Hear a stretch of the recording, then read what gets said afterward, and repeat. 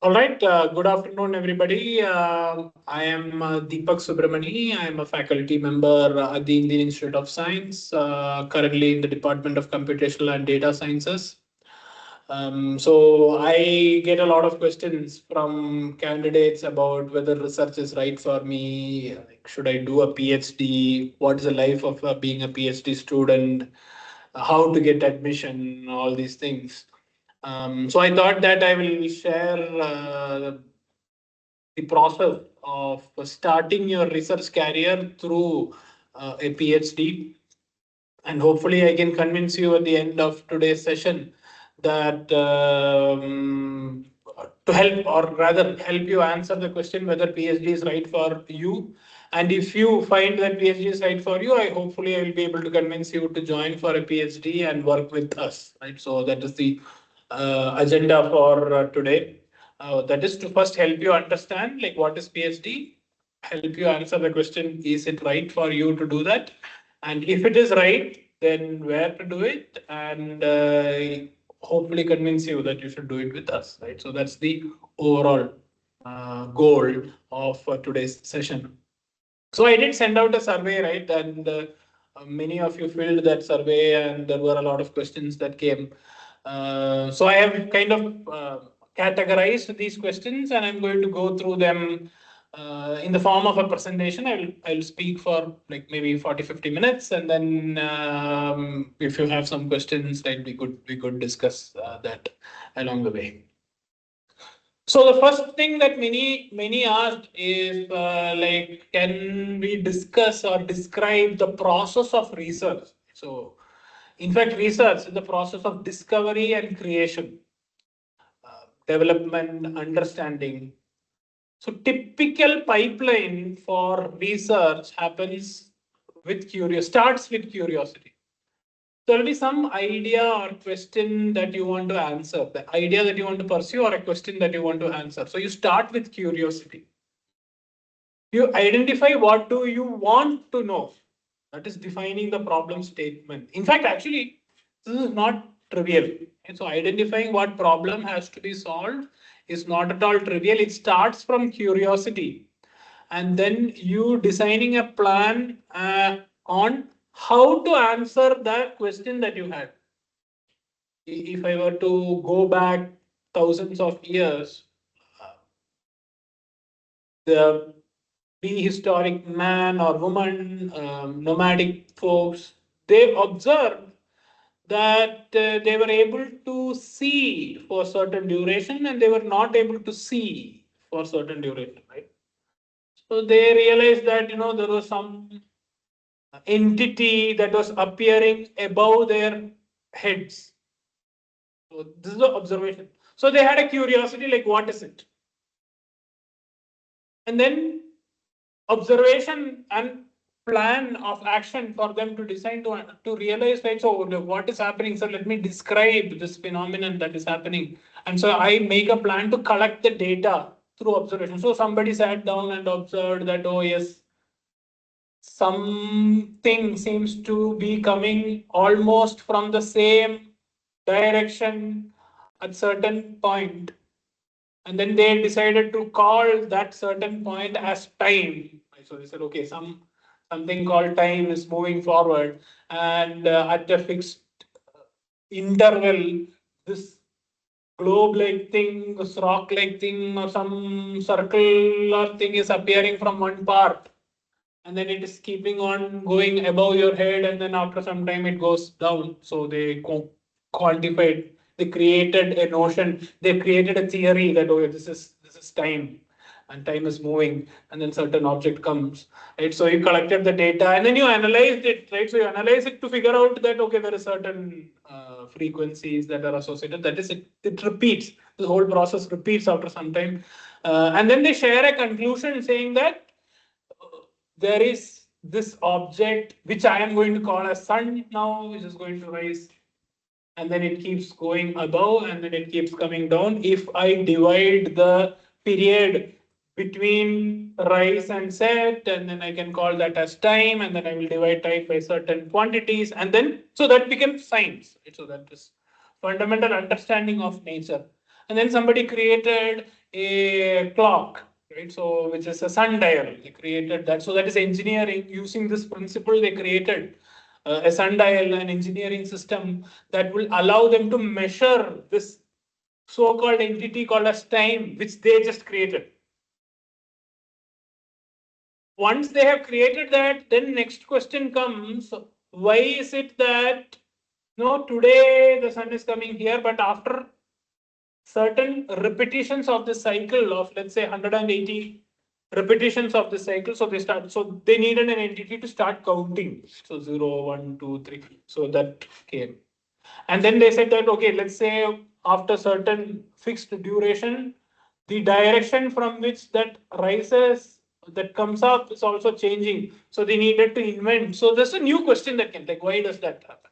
So they invented or they discovered that certain things called seasons exist.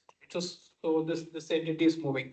And then to formulate all of that together, they have to come out with the planetary theory, right? So they have to say that, oh, we are living somewhere and then there is something that is rotating around us. The sun is rotating around us, we are fixed. And they had to give names to that. Then they said, oh, no, it's not like that. Right? So there is some sun and we are rotating around it. We are revolving around it. So they had to come out with some new theories. So to answer the question of why is this happening, they had to come out with a lot of theory. And in that process, they created theoretical knowledge, know-how, laws, and equipments, engineering items, all of these things. So then they shared that knowledge in the form of written text by giving talks or creating quantities like that. From prehistoric times to today, the process of discovery and creation humans have been doing. So humans have been repeatedly doing this process of discovery and creation, starting from an idea or a question, going up to a plan, design, collecting the data, analyzing it, concluding and sharing it, right? So interpreting these findings. And then somebody else will come and say, no, your understanding of the phenomenon is wrong. Your answer to the question is wrong. That is, that entity that comes above and goes down is not what is rotating around us. In fact, we are going to rotate around. So they will propose a counter theory. Right? So counter to that established fact they will do.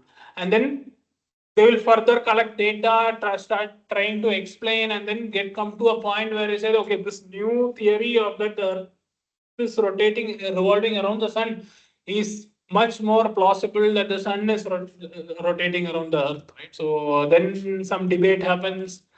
Then some people will say no, earth is flat. Some people will say no, earth is round. And then they will go collect the data and then keep on debating and then solve that problem, right? So this whole process of discovery and creation can be broken down into these 5 stages where you start with an idea, question, you plan, design, collect the data, analyze, and then share your conclusion. So this is the process, broad way in which we do research. So let me explain this from an AI ML perspective. Right? So I was talking about something that you might be like, oh, what is he talking about from old times? Like give something more relevant, practical today. So if I were to come out with some example of AI ML research, so you want to clearly state the question, the problem that we want to try to solve, right? So like what do we want to achieve? Like how can computers understand and generate human language? Can computers generate human language? So then the field of natural language processing is there. We study like how is language generated. And then we will develop a method, right? So we'll say that there is this new deep learning architecture called transformers that can be trained on one large text data set. And then it can be used to generate the next word that comes in the sentence. So that is a method, a plan of action. So then we figure that, okay, this is a plan. We have identified a problem. To now solve that problem, we have now a method, a plan. Now we execute that plan, we will implement it, and then we'll collect the data to see whether it is right or wrong, right? So whether that method actually works. Then we create a certain benchmarks, and then we'll see, okay, if I apply this method on this benchmark, I get some evaluation metric, and then we allow people to compete with each other, right? So like how I was saying before, Somebody lays out a theory that Earth is flat. Somebody lays out a theory that Earth is round, and then they compete, right? So they debate, they communicate, and they debate to figure out who is better, which is correct. So Earth is flat explains 3 or 4 things. Earth is round explains 100 things. So something that explains 100 things is better. So that's the evaluation metric that they had decided. So likewise here, so we'll say, okay, transformer is an architecture, a plan, a method, right? So that works very well to generate the next word in text. Somebody else will come and say, no, diffusion is better. Somebody else will come and say, no, Mamba is better. Like if you go back 2000, 4000 years, that's how humans have evolved, and that's how we are still doing today. And then you have to now prove that your method or your process works. And then you have to evaluate and draw conclusions. Sometimes you will find that what you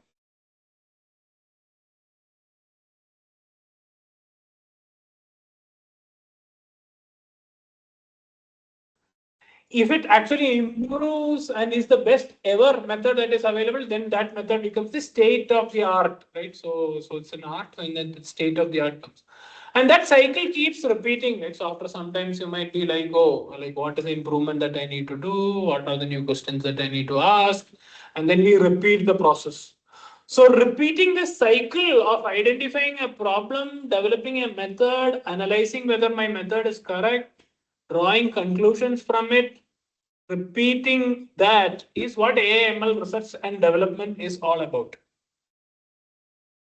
In fact, if you see research overall, we generally tend to call research as fundamental research or applied research. Some people like to call fundamental research as basic research or pure research. And applied research, some people like to call as a practical research. So the difference between fundamental research and applied research is how you start. The process of research remains more or less the same. That is, you will have a question to answer. You will figure out how to answer that question. You will collect data, evaluate how you answered that question, and communicate that, right? So that process kind of remains the same. But the starting point will be different. In a fundamental research, the starting point will be driven by curiosity and a desire to know why is something happening. The goal, aim of that starting point is to expand knowledge, to understand fundamental basic principles.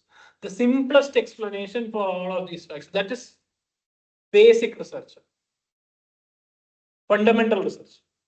But when you come to the applied side, it will often be driven by specific problems or needs that you may have, your friend may have, certain industries may have, certain social scientists may have, somebody else or you yourself might have a specific problem that needs a solution. So now that solution finding could be a new solution that has to be found or improve existing methods. So the problems origin would be from a practical need that has to be solved in order for us to move ahead. So now we have the problem of pollution. Is that the pollution problem exists? Now I have to solve that problem. So it's an applied research problem on how do I solve this problem of pollution. If I were to look at it from a fundamental research side, I will now answer the question why pollution exists, how it disperses. We expand the knowledge, understand the basic principles of like how should I measure pollution? So what is the meaning of PM 2.5, PM 10, right? So is there a particle size distribution to these pollutants? So describing that, documenting what are the type of particles that are there in the air. That will be fundamental research, basic research.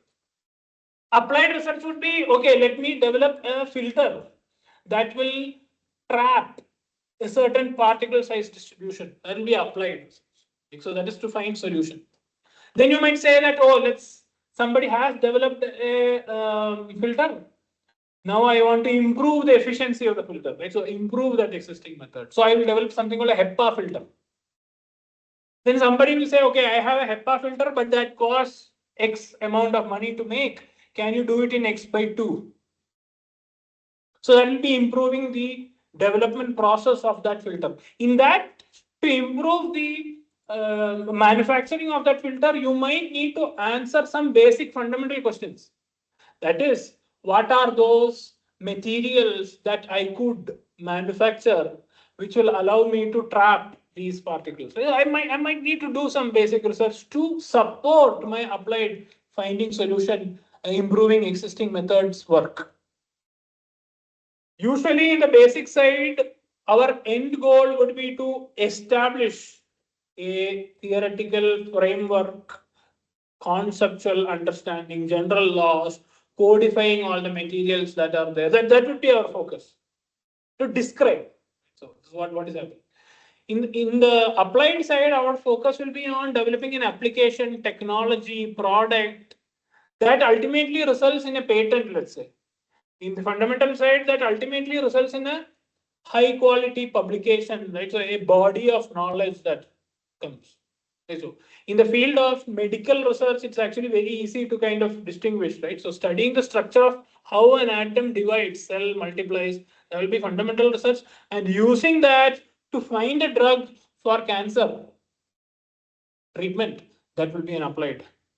Right? So the start goal, the goal of you starting to do the research would be curiosity in one case, specific problem in another case, leading to a body of knowledge in one case, leading to a product or a solution in another case. So that product or solution is a broad thing, right? So it could be a new technology that comes, it could be a new product that comes, it could be a new policy implementation that comes, it could be a patent that you can commercialize, right? So and go ahead and sell that to buying customers. See, not all applied research needs to end up in a patent. Right? So applied research can also end up in a publication, right? So I'm saying that, oh yes, I have this new application that I'm trying to solve here, and this is how I have solved it. Maybe right now in today's age that is not commercially viable. Then somebody else has to take that application research and then make it commercially viable. The same is the case with applied research also, right? So, fundamental research also. You could develop a fundamental law theory. You could develop a new material characterization process. So, some new microscope, something you could develop on top of a new fundamental property that somebody has discovered through basic research. So Raman spectroscopy. Right? So the Raman effect is the basic fundamental research. And then you take that fundamental research and apply it to solve a problem of observational studies. So then Raman spectroscopy. So that equipment is made. So both fundamental research and applied research go hand in hand. The fundamental research has to figure out the expansion of knowledge base to take us to the next level on which we can do applied research. So there's nothing like, oh, I should do only fundamental research, or nothing like I should do only applied research, only practical work, only pure work. So that distinction is actually counterproductive, right? So both should coexist, and then development should happen in both the fields, and people should embrace it based on their interest. They should embrace either of the path. It's two paths to knowledge. Some people enjoy solving their curiosity based problems. Some people thrive in specific problem. I build a product. Some people thrive. How I understood this. I wrote it up, right? So there is this law that is. So it depends on your interest, right? So on what you want to try to do. And so I also got a lot of questions about, some of you are in a BSc program, right? So sciences and then engineering. So this applied versus fundamental versus applied usually manifests itself in the form of science PhD versus an engineering PhD, right? So if I look at the hierarchy of movement of you from fundamental to applied side, we could call it like pure science, applied science, engineering science, and pure engineering, right? So that could be like the cycle.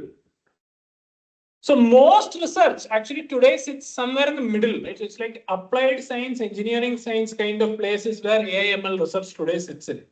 Like if you do pure engineering, meaning somebody else has developed a method, so foundational research has been done, and you just now need to convert that into a product, a code. That will be pure engineering. This could happen mostly in the industry. Understanding more about tensor calculus, tensor mathematics, right? So how tensors are, like how should the databases be created, that would come more under the pure science category, like doing the matrix multiplication. Applied science would be doing that faster, for example. Engineering science would be, okay, I can do this faster, what architecture can I change? So most of research, I would say, today is done in the applied sciences, engineering sciences region. Pure science, fewer people do, but they do sit in the science departments, right? So like in mathematics departments, in physics departments, etc. Pure engineering also people do that mostly in the industry. In interdisciplinary centers like ours, we do an applied science engineering. In fact, actually, most of, like if you go to mechanical engineering departments, aerospace departments, they all are sit in that realm, right? So like applied science, engineering science realm. So if I were to talk specifically about the kind of AI in science research that we do, pins, neural operators, etc., they actually span the entire spectrum. Right? So you could actually do research in pins from pure science all the way up to pure engineering. Right? So that spectrum you can cover in any topic. So some of you are asking me the question about like what is the topic that I should focus on. So in fact, actually, a topic can exist in any of the types of research that, so you should probably ask yourself the question, what is the type of research that I enjoy doing? And that is very important to answer, as we will see ahead. So for you to make the distinction, right? So is the type of research that I'm doing, is it pure, applied, what is it? So if you are fundamentally asking the question, why or how does something work? That would be more in the left side of the spectrum, more in the science side of the spectrum. If you are asking the question, how can I make X work or use that X and create something new, that will be more in the applied side of the spectrum. Right? So in the pure side of the spectrum or the basic fundamental side of the spectrum, novel understanding, theoretical advances would be the metric of success. On the other side, it will be performance, efficiency, practical impact. Timeline wise, the fundamental research is often longer. It requires deeper dives. It requires patience. Like if you are somebody who has the ability to sit long, read, immerse yourself, you enjoy doing such activities without distraction, then that field is good for you. I mean, in a field, that kind of research is good for you. All fields have that spectrum. Now, if you are more into faster iteration, proof of concept, focus, right? So you want to get things working, right? So like do things fast, break fast, all those things, right? So that would come in the pure engineering to engineering science, right? So if you are only interested in implementing something, then research is perhaps not the right option for you. Some of you are asking, how should a master student decide if I want to pursue PhD or I should go to industry? Right. So to answer that question, if you enjoy like developing code or products for theory or methods that other people have established, then go for the engineering roles. So go for the industry. But if you are more interested in doing that, but as well as improving and developing newer methods, solving a more fundamental question than that particular application. So then you come to the engineering science research, right? So that's how you decide that. Now, another interesting question that many of you asked, and I think it's worth discussing for us, is, and many of you are saying, can I change the field, right? So does my background matter? All of this comes from the fact that today, computer science, AI, data science field is hot. That is, it gives a lot of salary, money in the industry. So, and there's a lot of financial gain running out of people who can actually do these things very well. So in the CS, AI, data science field today, there's fast prototyping, high flexibility, and very good industry ties, right? Because commercialization is ripe today. But actually, this was not the case. AI was not so commercially viable maybe 15 years ago, even 20 years ago. People were still struggling, right? Then deep learning revolution came 2012 or something like that. In fact, before that, right? So if artificial intelligence used to be some subject and people were like, oh yeah, I have to study that subject. Some Peter Norvig textbook is there. I have to read that. Right? So then post deep learning era, things changed, right? So in the sense that now artificial intelligence actually started to work. So machine learning, deep learning made artificial intelligence to start to work. Then post LLM era, they actually work really well, right? So that makes the opportunities to commercialize very much, meaning that a lot of opportunities opened up. Since a lot of opportunities opened up, that is also the con of the field. One, it is rapidly changing, right? So the state of research or state of the subject 2 years ago is very different from the state of the subject today. So typical duration, so somebody was asking the question, right? So what is the typical duration of a PhD, right? So typical duration we say is 5 years. I will explain why that is the case very shortly. And within that 5 years, maybe technology changes twice today. It is feasible that in the next 5 years, technology change will be like 2 or 3 times. I know a lot of people who started off 5, 6 years ago to do their PhD and they thought that they will do in, let's say, generative adversarial networks. Right? So that used to be like a big thing in 2017, 18, 19 period. But then along the way, they have to change tax twice. Right? So they have to go to diffusion, they have to go to flow state models. And then in between, people thought that, oh, maybe diffusion itself not needed, we'll just do autoregressive transformer. So the pace of the field is mind boggling and the competition is intense, right? Of course, if there is money involved, there is competition, right? So, and since the competition is very high, I can give you some numbers. Last I checked, maybe 10 lakh odd around that, right? Ballpark around that is the number of BTech graduates every year in India with some form of computer science, data science, AI, something attached to it. 10 lakhs every year. Are there so many jobs available? Are there so many opportunities to do research available? I don't think so. So there's like suddenly there's an oversupply in this highly changing, rapidly changing market that made it highly competitive. So even though it is very interesting, fast prototyping, high flexibility, etc., the stress of the job is very high today. I will explain that also. If you go to other engineering subjects like mechanical engineering, civil engineering, aerospace engineering, right? So you need deep physical understanding to make some tangible impact. And it is today, all of those fields have become interdisciplinary in nature. Many things are well set. So now you are trying to bring aspects from other fields into it, maybe computation, maybe AI into that field and improve the processes. So the improvement there will be delta because it's established field, right? So AI maybe is was a nascent field like 5 years ago. Maybe today is no longer a nascent field. It's also getting established and the competition is very high.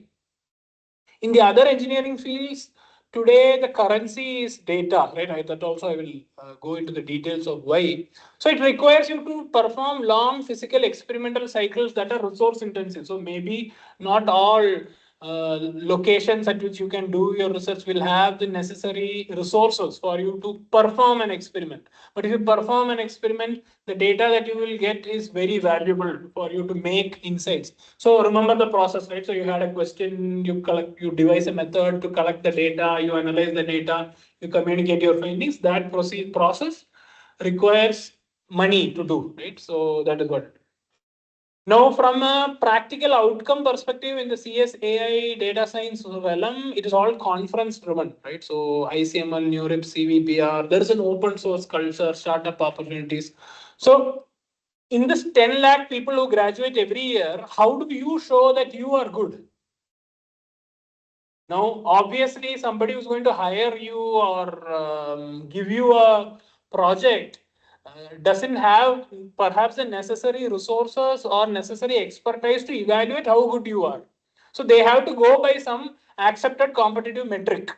And today, the accepted competitive metric is whether you have a publication in one of these venues, right? So NeurIPS, ICML, ICLR, CVPR, ECCV, ACL, EMNLB, these venues in AI field. Now in computer science, there are several other conferences, right? So very large databases, right? So then high performance computing conference, right? So these kind of places where do you get accepted there or not? So some of you had asked the question, and I find it very interesting, even the terminology that is being used, right? So did I get selected? How should I get selected into ICML Neurips? I mean, selected is a term that we use for like, how do I get selected to a fellowship? How do I get selected to a course, right? So how do I get selected to get the ticket for Linkin Park concert, right? So that is how, what you say for selection, right? So usually for research, you will say like, okay, is your paper accepted? So, but people generally tend to say selected because it's very competitive and it need not the papers that get rejected or not accepted need not be bad at all. It's just that they're not in the top 25% at that time. That's all it means. And why that top 25% matters? Because that is one metric, one objective metric, right? So one unbiased metric in some sense for a third party to evaluate how good you are. And it's highly competitive today. Like, so this week is ICML deadline actually. So they are saying that close to 30,000 odd submissions are there. 30,000 submissions. Maybe at the end, 25,000 might get actually submitted. 25,000 is a huge number, right? So now in that 25% of 25,000 is like still 5-6,000, right? So like even if you go 20% of that, it's a huge number, right? So in one conference, you have like 5,000 publications that come. So each paper, like if it has one author, there are at least 3,000 to 5,000 people competing at that stage around the world. At least, right? In fact, there are more people, right? Each paper will have some 10, 15 authors. Right? So it's a highly competitive field.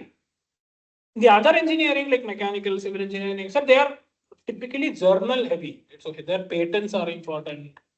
They have some established industry partnerships. So if you want to make one steam turbine, it takes a lot of time to make one steam turbine. So there will be few players who make that steam turbine. If you want to make a car, there are like, you can count in your hand, right? How many manufacturers of car are there in the world? So you want to make a light bulb, you can count, right? So how many factories are making that light bulb? So it is capital intensive. In fact, actually today AI is also capital intensive, right? So because you need a lot of GPUs to conduct your research. So it has become very capital intensive today. It is slowly becoming like other engineering fields, right? So with the competition and it's getting saturated at some stage, right? So now as long as a supply demand mismatch exists, CS AI salaries will be higher than other engineering salaries. Today still that mismatch does exist, but things are changing very rapidly. I got about 10% of your questions were like, what would be the situation 5 years from today? Unfortunately, none of us are capable, I think, would be the right terminology to use, to see 5 years ahead and say whether, oh, this would work or this will not work. In fact, at least me, I'm very scared to say, okay, something will work or something will not work. Because at the end, is it a fundamental problem or is it a question of scale? And even if it's a fundamental problem, can I come out with an engineering workaround with the number of people working in the field, right? So it's actually become very difficult to say, okay, something will definitely not work. You have to be play cautiously, see what the data says, and so and keep going because things are changing very, very rapidly. So whether 5 years later this kind of salary mismatch will be there or not, nobody really knows. Now, a caveat, right? So, how do you do research in the age of AI? So, somebody has an AI assistant helping one take notes for this meeting. So, that's an application of AI. So people don't need to listen to sessions like this anymore. So they think that, oh, let me take some notes, I will read later. Human attention span is reducing. It is keeping on reducing and reducing. That, like, that's why I said, like, if you enjoy sitting for a long time and figuring out things by yourself, like that is a mindset, right? So that's something, that's your personality, that's your character. Right? So do you like doing that, or you're like very, very fast real culture, right? Like 30 seconds, my mind is thinking of something else. I get distracted. So 30 seconds I keep.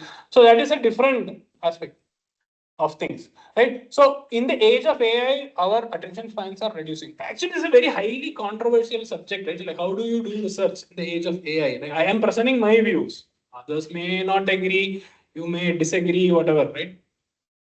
I think AI has affected research in other engineering disciplines more than AI research itself.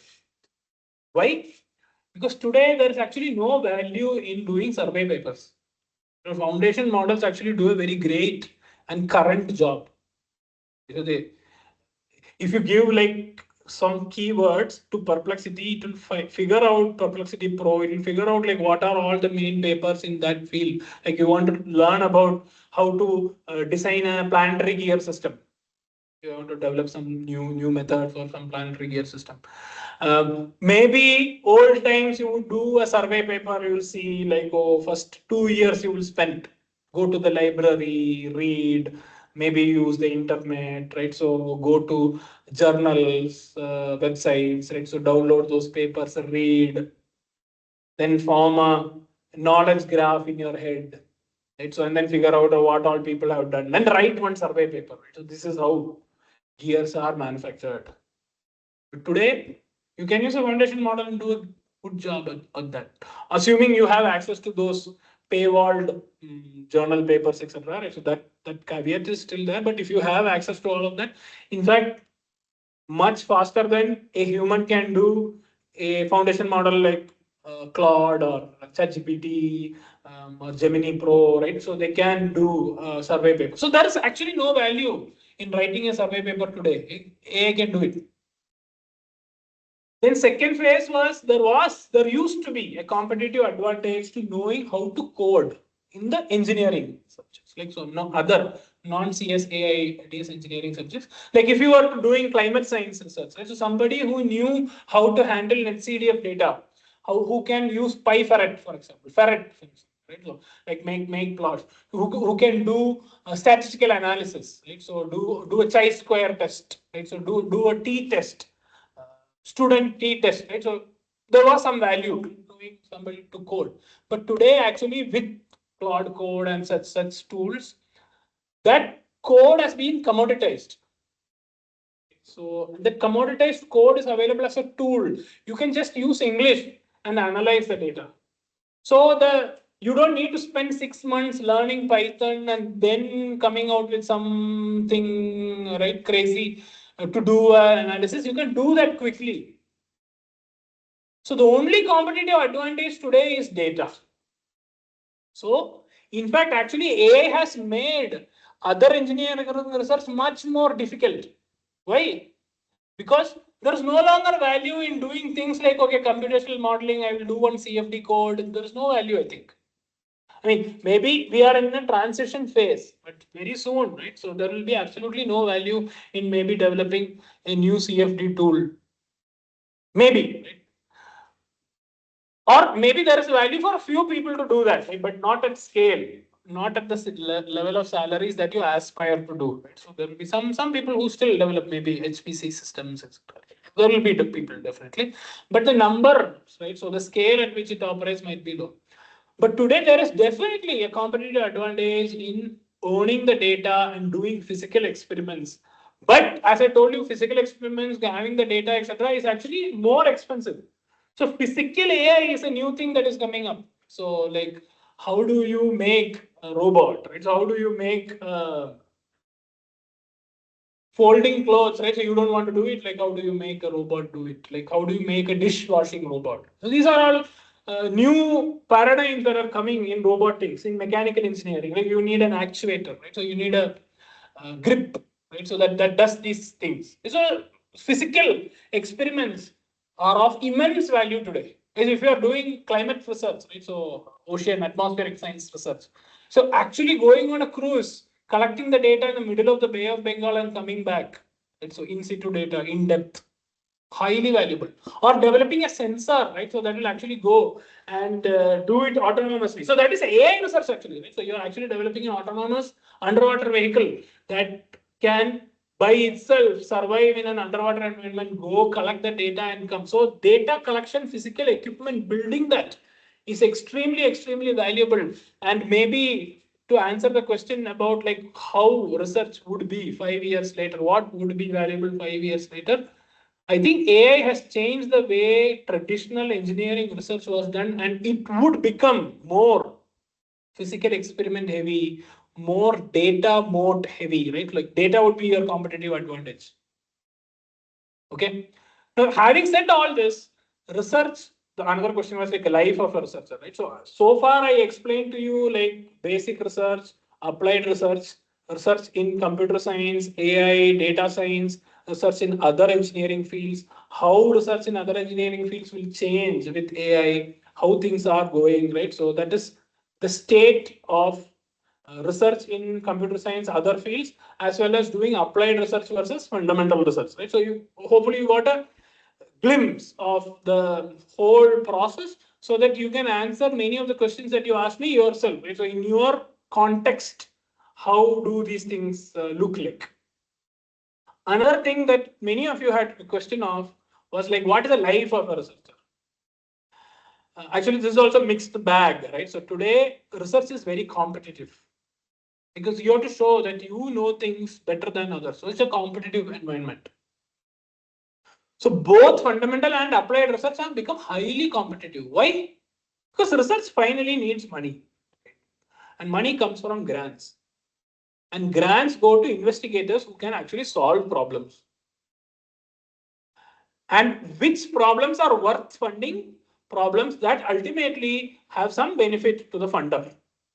So now, how to demonstrate that you can solve problems? I will say I can solve problems. You will say you can solve problems. Now, a third party who is giving the grant, how does that person determine whether you can solve the problem or I can solve the problem? How? There should be an objective metric. I cannot say, oh, I know Professor Deepak is in IAC, so I will give him grant. That no longer works. I have to show that yes, I can solve problems. And how do I show that I can solve problems? I can show that only through publications in highly competitive places. No longer it is about, okay, I have some publications, it is fine. No, I have to have publications in competitive places. Then only I can show that I am better than the other person. Then only I can grab that small research fund that is available and then grow my research further. So due to this nature of competitive publication race, the old style of maybe dwelling on a problem for a long time is perhaps not affordable anymore. Again, as I'm saying, these are my opinions. Right? So this is how I view research. Right? So research has become highly competitive, and so publications are necessary.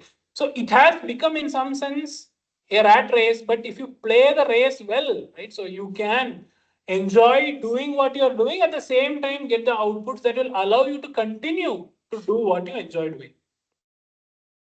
So fundamental research has to show its applications, and applied research has to show that it is based on fundamentals. Actually, those, as I told you, like much of AI research is in that center part, right? So half fundamental, half applied. Because if you do a pure applied method development, like people will ask, oh, is it based in some math? Like so, like what is it? If you do a pure math solution, they feel like, oh, it's not practical, right? So you have to show application. So that is the envelope in which we have to kind of operate. So what does this mean? You have to have a frame of mind that is very competitive to be a successful researcher. So what does it mean? You should be very calm under uncertainty, right? So the day job of a researcher is very stressful because the nature is very competitive.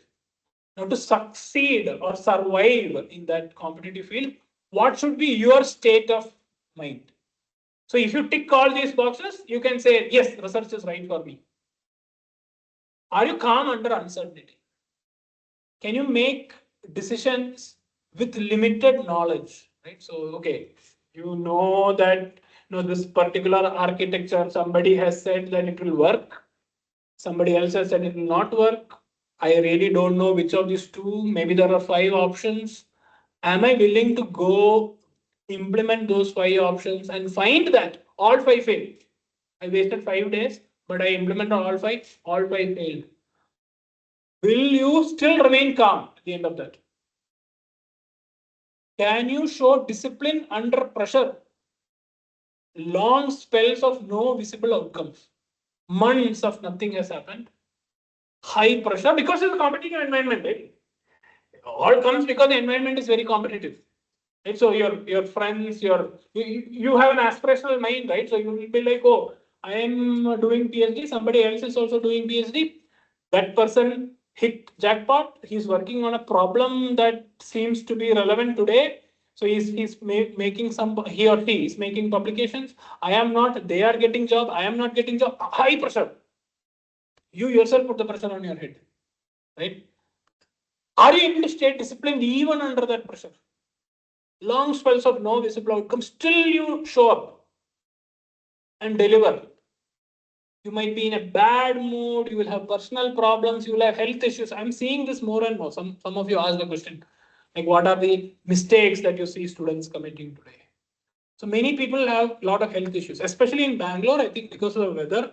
Right? So many people have respiratory issues, right? So physical health issues, mental health issues, and people don't sit straight, so their spine is not straight. They are always crouched, so they have cranial neck problems. Right? So they have disc problems. They don't even know that they have disc problems. In their 20s, they don't even know that they have disc problems. They get frequent headaches, and they will say, "Oh, I'm under stress. I'm getting headaches." So, despite all of that, are you able to show up and deliver? If you can, you will be a successful researcher. That will be your day-to-day life. And applied versus fundamental, you should have the innate ability to know the right balance of knowing versus doing. Some people are born with that ability. Some people have to develop that ability on the fly. And it is possible to develop that on the fly, definitely. So you have to kind of develop that, right? So due to the competitive nature, you cannot dwell too much on knowing. You have to do also, and you cannot dwell too much on doing because you have to know also, right? So because that balance is necessary. You must have excellent communication skills.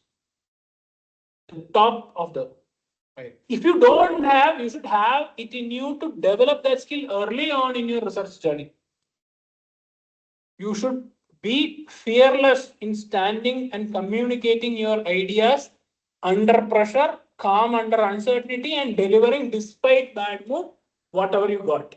Clearly, 1, 2, 3, this is what I did, this is where I failed, this is what I'm going to do next. Day in, day out, come and deliver with excellent communication skills. Do you have all this? Yes, you're ready to be a researcher. Do you want to develop this? Yes, you can do research. Finally, you need a healthy body and mind. And without a healthy body and mind, right? So, as I told you, many people are having health issues, mind issues. And part of that is because of the pressure that they put on themselves, especially financial pressure that they put. That is why their mind is off. So, like, oh, I'm not getting results, somebody else is getting results, that person will graduate, they will get a job, I will not get a job. And research stipends are not big, right? So, it's small. So you put yourself under a lot of pressure. Are you okay with that? Right. So are you okay to be under that uncertainty? Are you calm? And why should you do all that? Right. So despite all this, why should you still do a PhD? Because you can consider PhD as a personal growth opportunity. Personally speaking, the person I was in 2012 when I started to do a PhD, and the person that I became at the end of 2017, very different. I would not be able to do even 5% of the things that I'm doing today if I had not undergone that personal growth opportunity that the PhD provided to me. Right? So, to be under stress and still deliver despite issues, that character, right? So that I build over time, and many people build that, right? So during their PhD, that personal growth opportunity you won't get elsewhere. It's a laboratory to build yourself. Like, don't see PhD as a laboratory to solve some problems, gain some knowledge. Yeah, that is true. But what you gain knowledge during your PhD might not even be relevant 5 years from now. Like many of you asked that question, is it relevant? So is that knowledge? No. What you learned is how to acquire that knowledge, apply it, and be good. So it's a laboratory to build yourself. You are the product that comes out of the PhD. Make yourself into someone who can work confidently in any situation while facing any problem. That skill is immensely valuable. You will not lose any game if you are someone who can work confidently in any situation while facing any problem and deliver. Get skill to overcome any type of challenge and succeed. That is what a PhD gives you. And I would go ahead and say that PhD might be the only opportunity where making mistakes is okay and you can bounce back. In fact, you can do all of this if you do a startup also. Right? So after your BTech, if you do a startup, you can do all of this, right? So there will be immense pressure, immense uncertainty. In fact, raising a child is also like this, right? So it's a immense pressure, right? So you have to be calm under uncertainty. You have to, like, you don't know what the next moment would be. So I would consider, right, like doing a PhD, growing a company, raising a baby, etc. They are all of the same difficulty level. Right? At the end, you will be a different person, right? So if you go through that experience. In all of this, PhD might be the only opportunity where you can fail during the way. In the startup also you can fail during the way, but if you have burned somebody's cash, then pretty much failure rate and tolerance to failure is maybe lower in the startup world, but maybe tolerance to failure is slightly higher in the PhD world, but that is also disappearing, right? So as I said, due to the fact that it is all competitive grants that come. But if you are in a government-run institution, centrally funded technical institution, where you are not bound to get a grant to run your research, you can afford to make mistakes and grow yourself. But few people only get that opportunity. But if you get that opportunity will transform your life, and that is why you should do a PhD, right? Like, why should you do a PhD? Is it to gain knowledge in one field? Yeah, you will gain knowledge in that field. But more important than that is you will gain knowledge on how to gain knowledge and how to solve problems. That process of transforming yourself from a raw, talented person to a finished, productive researcher. That process is what a PhD achieves. And that is what we do in our labs. Right? So somebody walks in the door, day one. Right? So they know a few things, but at the end, right? So they are made into somebody that can solve. And there are career opportunities after PhD. Right? So what are the different career opportunities after PhD? And this is interesting. Okay, listen. Academia in India is an option. So there are public institutions like where I am, Indian Institute of Science, Indian Institute of Technology, National Institute of Technology. Uh, all these are centrally funded technical institutions. There are state universities, right? So where academic work happens. These are public institutions. And then there are private institutions like Vellore Institute of Technology, Birla Institute of Technology, right? Ahmedabad University, Shivanadar University. A lot of private universities. There is Geo University today. Right? A lot of private universities are also there. In most of these institutions, public institutions, private institutions, your day-to-day job will be teaching and research, mentoring, teaching and research, and some service also, right? So like running some committees, right? So, kind of some activities like that would be there. So academia in India is an option. So after PhD, and to be an academic today, you need a PhD, right? So like at least in public institutions, for a research plus teaching role, you need a PhD. Like that is a prerequisite. And I think you also have to be less than 35 years old to enter that in public institutions. But I think private institutions may not require the age factor. You have to check, okay? That I'm not sure. So there's some age factor also involved, right? Somebody was asking, is age a factor for PhD? Age is not a factor for PhD, but for career opportunities after PhD, age is a factor. Right? So like you have to enter before 35 if you're a general candidate, right? So you have to enter before 35. National labs and operational agencies are another avenue for a career with PhD, right? So you can be a scientist in the Ministry of Earth Sciences, for example.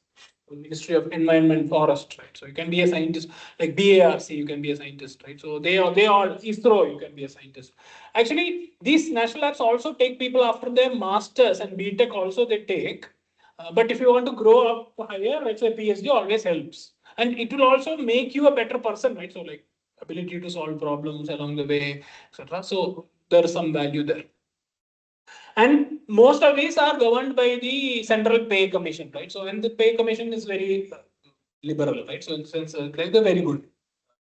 You can live comfortably wherever you are posted. Very good job. And retirement is like 60, 65, right? So, it's like, it's a good job, long-term job, stable job to have. Now, coming to India, why am I making retirement a point? You will understand very shortly.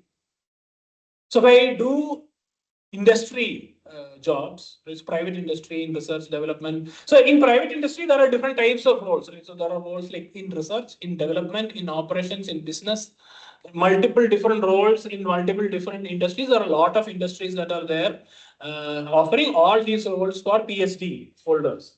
Okay, so and startups are also possible where you might be doing all of this again in a high pressure, high stress environment, but it can be very rewardful at the end.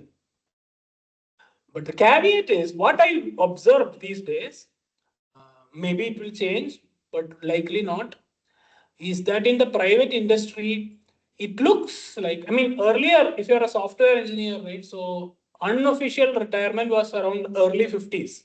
That used to be like the age of retirement. But now it looks like it is early 40s.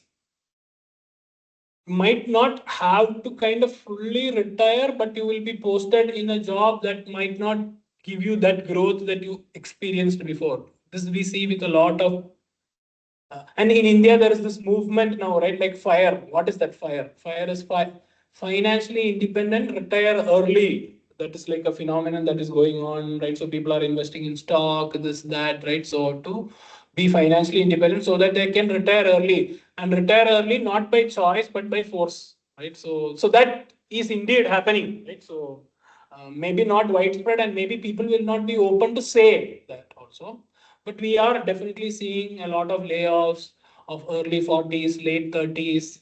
And if that person, so this is to answer the question, right? So which is without PhD, right? Like if you join industry without PhD and you're considering between joining a PhD and then joining the industry or not doing a PhD, directly joining the industry. Like so if you're a master's person or a BTech, right? So you're thinking whether I should do PhD or not. Because the 5 years of PhD is very stressful, low pay, etc. But my friend who is doing that, right? So would they go into do PhD, to do into industry? So between them, right, what happens, right? So ultimately, both will be happy. It's just that the money that you make between, let's say, 25 to 40, you might earn between, let's say, 35 to 65, but you can work till 65. The other person may not be able to work. It's all very personal dependent, right? Like some people who don't want to work after 40, they want to take reduced roles, they want to do something else, they are financially independent. So a lot of factors come into the picture. But as a 23-year-old making the decision, looking ahead, right? So like where I will be, should I do a PhD or should I go for industry? I think you should do a PhD, right? So because it will give you a more stable job in the long term, right? So that is what it is. Now, how to get admission, right? So into IISc or into any research program in India. So if you are a BTech, right, you completed BTech, you will be completing BTech. The highest degree that you have is a BTech or BSMS, BSc, MSc, Science, BSc, MSc. MSc is not considered as a master's, right? BSc, MSc, BSMS, you are considered at par with the BTech. If you are a BTech, then where you come from matters. If you come from a CFTI, a centrally funded technical institute, that is, you wrote the joint entrance exam at some point of time. All India entrance exam, AIEEE, or the joint entrance exam, some point, mains, right? So, and got in. So, you are already proven that you can clear one competitive exam at some point of time. And you clear that with some specified cutoff that keeps changing from year to year. Check the admission websites. You can join for you are eligible to join for a PhD. If not, you are not from a CFTI, you should write the GATE exam.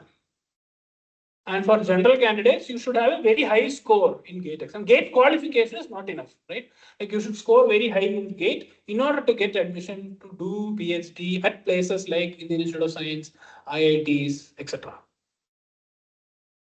That is the one option. The other option is to do PhD after masters, that is MTech. So here selection will be on the basis of career score. What did you score in 10th, 12th, undergraduate CGPA, postgraduate CGPA? You will sum up all these things, create something called as a career average marks, and you will get called for interviews, and you have to clear that interview. And during the interview, the questions they will ask is, I will come to that also, but on the subject. Right? So if it has been a long time since you left, when some of you are asking, oh, I have industry experience for 15, 20 years. Ultimately, in India, we thrive on merit-based system, right? So the questions that will be asked are same. Whether you are a BTech or you have 20 years of industry experience or like whatever, you will be asked questions in algebra, you will be asked questions in algorithms, etc. You have to more or less clear the same metrics, right? So to get it. So that is for PhD. Another option to do research is to do masters by research, right? So that is not coursework based research. So there is MTech, which is coursework based research, coursework based masters, right? So in which you predominantly do coursework, and then there is like some dissertation project, which could be something small. So that is MTech. The other option is to do masters research by research. So in this also entrance is through GATE exam. And unfortunately, there is some misinformation that is going around in the coaching industry, right? Like the GATE coaching industry. I have seen a lot of YouTube videos. That's why I'm making this point explicitly. Many GATE coaching industry people say that MTech research is a backdoor entry of placements of course-based MTech. But don't fall for it. MTech by research you should do only if you are interested in research. Like not because you did not get MTech course. That should not be a reason for you to do MTech by research, right? And frankly, it is almost the same effort as PhD, and in AI at least, right? So you spend 6 months more, 1 year more, you will get a PhD, right? So like MTech research might take you 2.5, 3 years to complete, right? You spend 1 more year, 2, 3 year, 4 years, you can get a PhD. So think about this MTech by research route, right? So use it sparingly. Don't fall for the advice that you get on the internet, YouTube, etc. Right? So Reddit and all these blogs where they say, MTech research, you can sit for the same. It's true, you can sit for the same placement as MTech course people. But to complete MTech research is almost same effort as doing a PhD. So why not do a PhD and get a PhD, right? Like, that's the thing. Okay. Now, many of you are waiting. Sorry that it took long time to come here, right? So you are a ERP PhD, right? So external registration program. Can I do part-time research? This is again my opinion. Short, unpopular answer. It is not possible, right? That is part-time research is not possible. Today, research is very competitive, as I described to you. Even full-time researchers are struggling to produce results, to get publications, to stand out. If financial considerations are that important for you, like don't join for a degree program. Do research for fun by yourself. Maybe approach faculty who have retired for guidance. Younger faculty like me, we just don't have time, right? Like I don't have time to guide part-time research. It's not possible, right? So maybe approach older faculty, right? So go maybe retired faculty for guidance. They might help you, like to give you some guidance, but it's difficult. And not to scare you, I'll give you some numbers, right? So maybe it takes about 10,000, and I take this number 10,000 from that book, right? So 10,000 hours to do solid body of research, even with AI. Only thing that has changed is that type of work that you do in the 10,000 hours, right? So is different under AI. So 50 weeks, if you do 40 hours per week, that is about 2,000 hours. Okay. So 5 years is 10,000 hours. So it takes you 5 years of full-time work to do a solid body of work. And so there's no part-time concept, right? So somebody, Shikhar, is saying, oh, what if part-time researchers are willing to work for free? That concept is wrong. I will explain. Your time is not free. My time is not free. Time is what is important here, right? I just cannot afford to spend the time in guiding, right? So part-time research when the field is so fast, right? So like you don't do something in 2 days, it's not worth doing anymore. Right? That is the space, at least in AI. Maybe in other fields it's different. And the kind of jobs that part-time research used to achieve earlier, right? Or you have this data set, analyze and come back after 1 month. Like Claude can do it in 5 minutes. As there's no need for a human to do that kind of research anymore. So the type of research that could have been done using part-time work is no longer there. Right? So research has become highly and it takes resources, right? So you might say, your time is free. That is, I don't have to pay you for your time. But you have to use the GPU time that others are competing for, and that GPU costs money. 200 rupees per hour, 300 rupees per hour, $2, $3 per hour. Hello, And am that I costs audible? money, right? So there is no way that part-time Hello. research can work, at least today. So all these fancy notions that I will do part-time research and get a PhD, I don't think it works. Right? Again, it's my view. Right. So if somebody else might disagree, and you can do. Hey, I have burned my fingers with this part-time business previously, so I will not recommend, right? So do that anymore.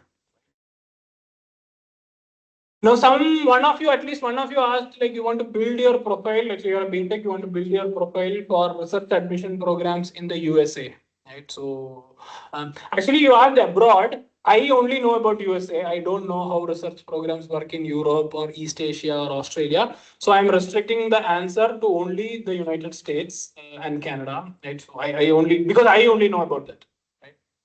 I don't know how things happen in Europe, like France, or I don't know. So most schools in the West, right, so America, admit on the funding received by the faculty. So faculty must have funding to fund your PhD. And funding is for specific projects. Each school will have its own matching programs. So maybe some visit, some email, some websites, right? So there will be some matching. And you can get admitted to do a PhD on that project and get a PhD along the way.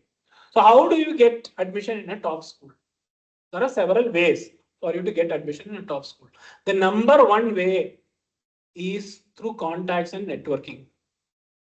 That is, if you have a senior in your college who is doing masters or PhD at some university, then that university's faculty will know that such a university exists in India and people are good. So why don't I take one more person from there? So you apply and you get noticed and you go. So that is through networks, contacts. Many people do that. So, and that is one way to get admission. If you don't have contacts or networks, you should have a very high CGPA from a reputed college. Meaning that admitting school must know that this school exists in India. That is IIT Madras exists, everybody knows. IIT Bombay exists, everybody knows. IIT Bombay Computer Science requires top 50 JEE rank, everybody knows. So if you did BTech from IIT Bombay Computer Science, you will get an admission to do PhD. Right? So that's how things work. If you don't have that, right, so then you must have some contacts, some network. And how do you build contacts networks? One way to build contact network is through publications during your undergraduate or master's research.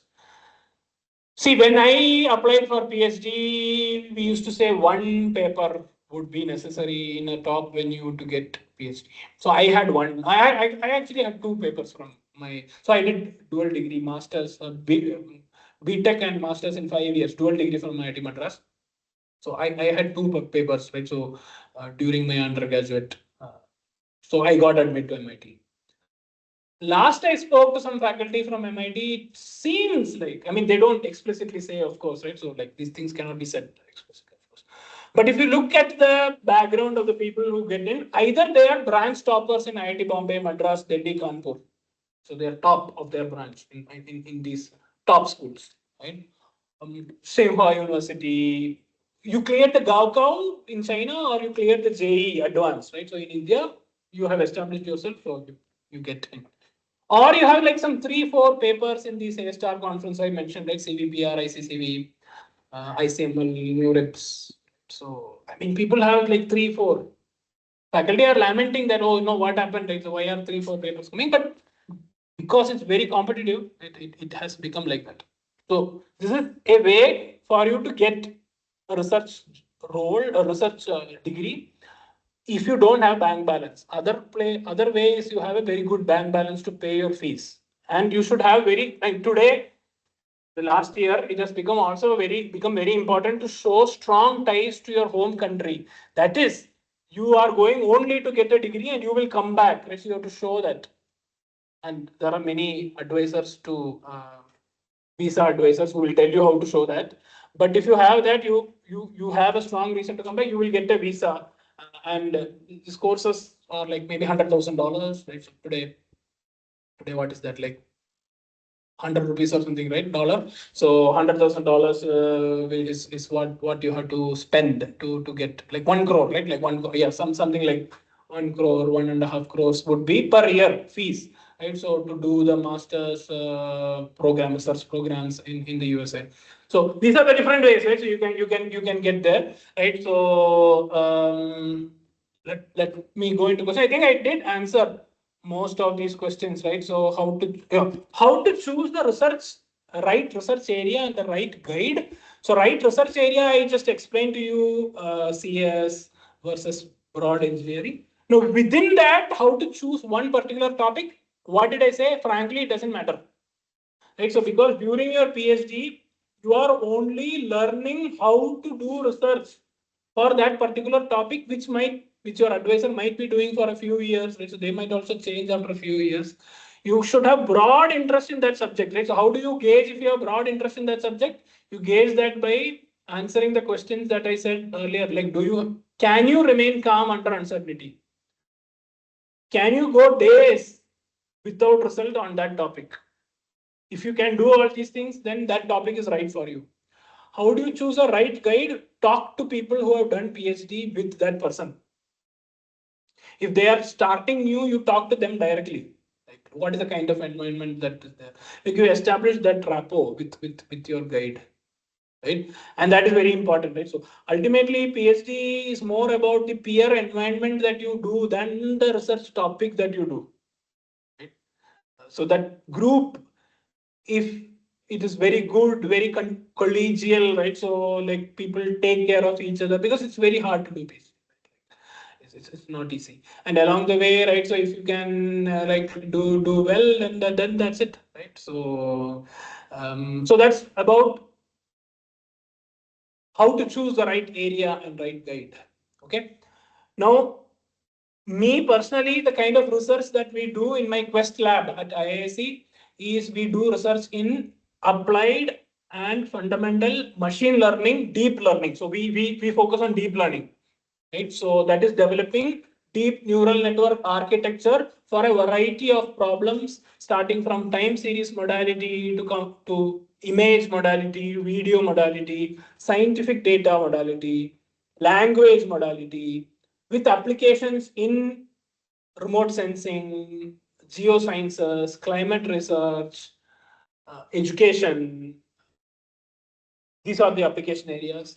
And I do admit students coming through the Department of Computational Data Sciences or through the Divecha Center for Climate Change. Right? So these are the two departments that I take students in.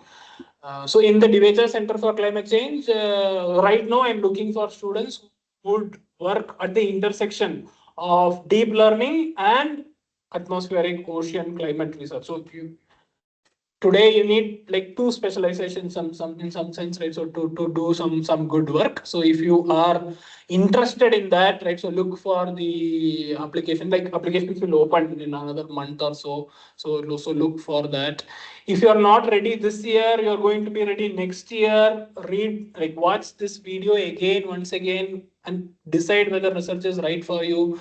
And 1 year later, what are the topics that I might be working on? We don't know. 1 year later only we will know. So stay in touch, right? So through LinkedIn or whatever, right? So and look at our website, and then I'll keep posting of any openings that might be there. But I do expect to take PhD students this year and next year also, right? So and I do prefer uh, students directly coming from BTech or MTech, and you are like age less than 25 years old, right? So, and you have a strong physical understanding, right? So, not pure computer science. Like if you cannot estimate what is the size of a room sitting, the room that you are sitting in, maybe you are not a right fit for our group, right? So, like you should have a strong physical understanding, right? How much time will it take for you to cross a road? 10 seconds enough or not? Speed, time, right? So this physical intuition should be there.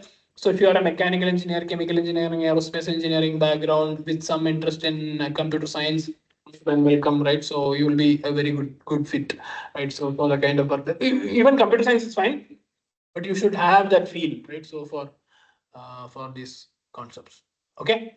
So let me see some questions that has come right now. I am an MTech and I have 10 research papers published in AI area, primarily in language. Can you allow me for ERP? I'm not taking, sorry. If someone has 7 years industry experience plus MTech on gauge seat, can one write good papers and try to apply? Yeah, you can, right? You can. But should you think about it? You can, but should you think about it? If one is in a stable job, does pursuing an external PhD meaningfully contribute to career progression within the workplace? I don't know. It depends on your workplace. Uh, it depends on your workplace, and look at what age people kind of like are sidelined, and if having a PhD will help you avoid that, maybe it is. If part-time research isn't a concept, what is the roadmap for experienced professional to get into full-time research? No one takes our SOP seriously. We need public. Yeah, that's right. Compete at the same level as a 22, 23-year old. Yeah, and then get in. If everything is evolving at a greater pace in research landscape, then why duration for companies reason reducing it? 3 year. Yep, many people do complete, but the thing is, students should also be capable, right, of completing in 3 years. It's not like I would be very happy if somebody completes a PhD in 2 years, but it takes 2 years for them to kind of learn what is there and then do. So, like because people work only 40 hours a week, right, it requires about 10,000. If you can put in more of effort, right, you can definitely do complete it. Right? So it's not like at least at IAC nobody I think, right. So again I cannot speak for everybody, but at least whoever I know will stop you for wanting to complete faster. You just have to complete the things, right? So have 10 publications or whatever is necessary for you to complete your PhD. Like 3 publications per year seems to be like a good number for somebody working in AI, right? So that is what it is. I understand placements might be difficult, but do institutes like IIC take student in 40 plus age group for PhD? I don't know actually. They might be, but it's actually pretty difficult, right? So I'm a working professional. Okay. Is the same true for emerging areas like quantum machine learning or literature is limited survey papers? Yeah, I mean, today quantum machine learning, a lot of papers are there, so it's no longer true. Right? Is age really a factor for getting admissions in PhD? No, it is your skill that matters, right? So you have to compete with the younger. If you are older, you have to compete with the younger crowd, right? So then that's what it is, right? What are the top 3, 4 specialization to pursue PhD that will be beneficial in the long run? Right? So I already told you that if anybody says that 5 years later this will be the specialization that is of relevance, very difficult. But in general, right? So going forward, I think chip design, right? So like semiconductor, that seems to be a good space. So foundational model development, like free training, or like high performance computing, that seems to be a good space to work in. So that's it. Without paper published, can I get my PhD after masters? Today in AI, very unlikely. Very unlikely. Robotics, embedded systems, and system design. System design, I don't know, but robotics, embedded systems, yeah. System design is a very generic terminology, right? Like, what do you mean by system design? It matters. Yeah. I am from non-tech background and working for non-tech role, and GATE in CS is not applicable. I want to transition to AI career. Why do you want to transition? How to approach, because I have studied, had internship and project, but now how to advance that career because I want to take in research paper and all. Join for a GATE coaching, clear GATE. Yeah, that is the only option. See, I'm sorry to be very blunt and not very supportive, but that's the truth today. Triple IT supports PhD for working professionals. I have no idea. Sorry. Maybe they do. Talk to them. Right. But I told you the reality of, like, if you want to do a good PhD, this is what, like, if you just want like some to put some doctor name in front of you and say PhD, maybe yeah, it's good. Yeah. Medical domain or energy and utilities domain or anything else. See, again, I told you, right? The domain per se is less important than you going through the process and figuring out how to solve any problem that you face. That is number one lesson. But domain does become important if you are working in very niche areas, right? Like material science, uh, right? So medical, of course, right? So that domain specific, like because if you spend 5 years in that domain, you become more knowledgeable in that domain. So you get more opportunities in that domain. It doesn't mean like if you work. Like I know many people who did PhD in material science but are doing energy now. People who studied energy are doing policy now. Right? So people who, like, I did PhD in mechanical engineering and computation. I am doing AI now, right? Like I'm doing language modeling, and because what the skill that you picked up during PhD is to solve problems. Right? That's the skill that you picked up. Okay, so no more questions on ERP, right? So you go ahead. Other than stipends, financial plans, schemes, grants.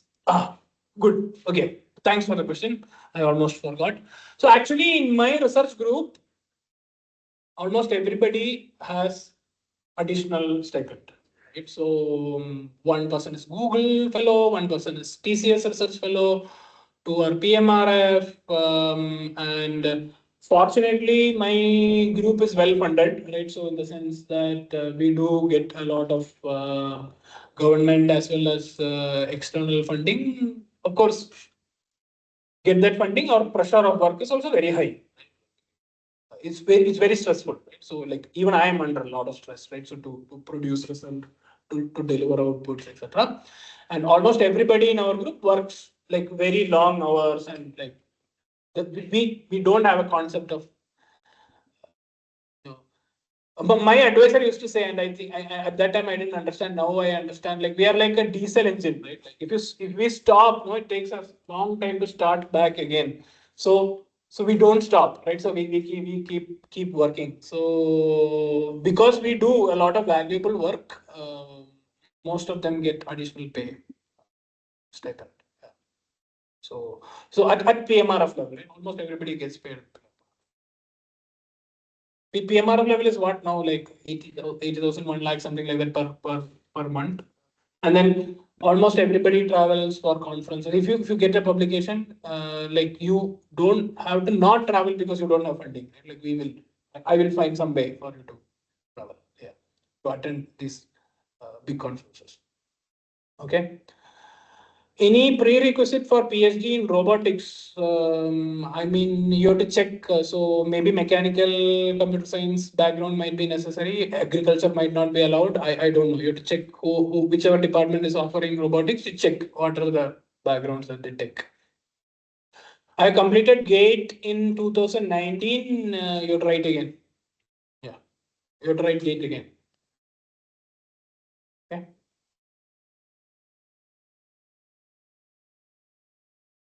Algorithm architectural changes are being suggested by AI, especially in Python. It's become quite easy. So will the assessment of applied science research papers? Oh yeah, that's what I'm saying, right? Like earlier, knowing to code was good. Like somebody saying, I have 7 years of experience in coding C, C++. Is that valuable anymore? I don't know. I don't know. Right. So uh,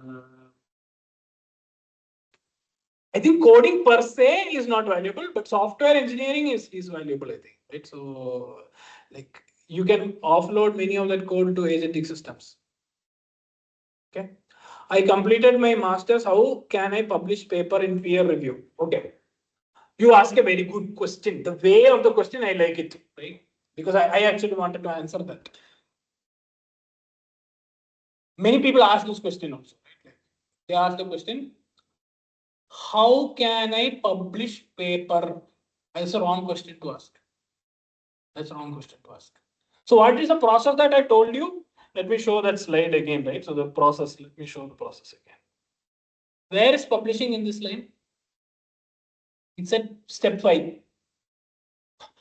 Okay, I did tell you that your goal should be curiosity driven or wanting to develop a product. That's how you start. Along the way, if you do something that nobody else has thought about, you can publish a paper. You did something that you did not know how to do, and this is very important, and many people make this mistake, right? So I did something that I did not know before. So can I publish that? Well, you can if that's something nobody else also knew before. The only criteria for publishing, and I'm talking about prestigious venues, right? Like today, you can pay to publish anywhere. I'm not talking about those, and you should not go behind those also. Right? I'm talking about top venues, top journals, top conferences. So, and today, frankly, many of these big names, right, they have lost their relevance, right? So because they engage in predatory publishing. So please don't go behind that, right? So even though I told you that having papers is essential, if you have papers in predatory journals, that would be counted negatively against you. Because it will go down as, oh, you are not very serious, right? So you're looking for. So important thing to note is, I have a question. Out of curiosity, I plan, I design, I collect data, I analyze data. That is research. Yes. But in that process, did I have a finding? Did I make a new knowledge product that is worth sharing because nobody else knew? Then you can publish a paper. You get the sense? Right? So can I provide the names for predatory journals? You just search for predatory journals list, you will get. Right? Just search Google predatory journals list. Okay. According to you, even before getting into PhD, what are the fundamentals one should focus into, no matter how trivial it is? See, actually, what is asked in an interview? I think that question was somewhere there. Right? So I did not answer that question. The second question here, right? So your point is there. So what is the interviewer looking for in a PhD candidate? Right? So is it logic, clarity of thoughts, depth of thinking, or some other parameters? It is indeed logic, clarity of thought, and depth of thinking. But we need to have a common language in which we speak. Right? English is that outer language, but to assess your logic, your clarity of thought, your depth of thinking, some, and this is a higher education, right? Like it's a PhD, this is higher education. You're completed your BTech, MTech. So we do use the medium of testing your logic, clarity of thoughts, and depth of thinking as mathematics and coding. That is the medium that we use to test whether you are thinking logically, what is the clarity of thought, how much deep you are thinking. So the questions would be from, let's say, matrix algebra, graph, plotting some variable against another variable, analyzing some amount of data that you have seen. There, we are not testing whether you are able to remember, recall. No. Whether you are able to apply, that is what we are looking at. Whether you, what did I tell you? You should be calm under uncertainty. You should have an attitude in you that I don't know the answer, but I know how to find the answer. Because that is the skill that will set you up, and that is a character skill. Right? So that is coming from your character. Like you should have it in you. Why that is a character skill? Because today in BTech, in undergraduate education as well as in 10th, 12th, there's always a right answer and a wrong answer. But in research, there is no right answer and wrong answer. Like you get something, you have to like because it's knowledge that nobody else has seen before, right? In some sense. So you must have mechanisms to evaluate that. So how do you go about working under uncertainty? What do you lose your patience? So sometimes interview will be a very stressful thing. Like you might not be able, it might be in a topic that you have no idea about, but that doesn't matter. It depends on how you respond, how you are talking through, like how you are collecting information. So that candidate might be successful, even though they don't know. So usually, at least in IISc, when you come for interviews in the departments that I hire from, take students from, we use the language of mathematics. Within mathematics, we use algebra, probability at high school level. That's it. The amount of knowledge that you need to know is not beyond high school level. But are you able to apply it logically, clarify thought, clarity of thought? Can you explain? Right? So are you thinking deep? That matters. So because that is a character skill, right? So if you do you have that in you to do PhD? Okay, good. Any other question? If not, I think we are at 1.5 hours. So I hope that was helpful for at least some of you. I will definitely share this recording with you, and hope this session was helpful for you or some of your friends. You can clarify. I hope I did not scare you too much. At least I gave you the right things for you to think about when analyzing situations. Okay, good. So great. I will stop now. Good wishes to all of you. I do sincerely hope that all of you succeed in whatever you choose to do. And I do hope that at least one of you watching this video in this live session or later on YouTube decides to indeed come to IISc to do your research and you do end up in our lab, right? So I do hope that happens. Take care. Great. Bye.